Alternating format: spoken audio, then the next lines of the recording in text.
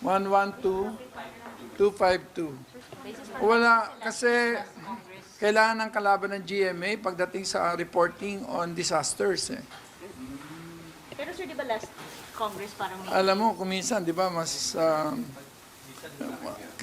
kailangan natin yung free market of ideas and of course, reporting on events, lalong-lalo na sa pananaw, sa patungkol sa kung ano ang nangyayari sa ating bayan. So, ako naniniwala na ang pagpapanumbalik ng isa sa mga sabi natin na magandang laban ng GMA at ng ABS ay nakakabuti sa bayan.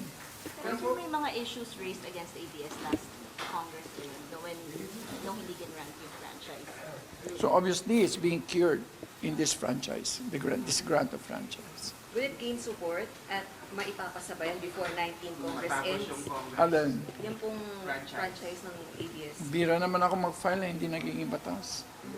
Pero ilang weeks na lang kasi po, ilang session weeks na lang po. Alin? May 1 month na lang po, tapos February na, tapos May na yung budget. So, kami to pay period. So, Basta ako, pag naniniwala ako sa isang bagay, kaya na.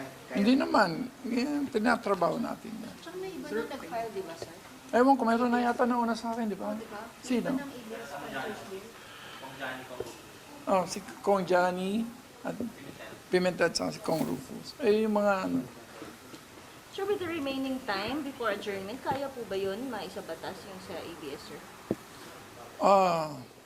Kaya nga dinagdag ko po yung boses ko doon, saka signature ko doon para mas lalong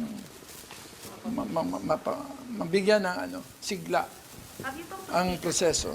Have you talked to Speaker about this? Hindi. Hindi ko na. Ginagawa ko yung mga utos niya, pero may mga sarili po akong ginagawa na sa pananaw ko naman makakabuti para sa ating bansa. I have my last 5 months in Congress. I think it is the right thing to do. Thank you, Doc.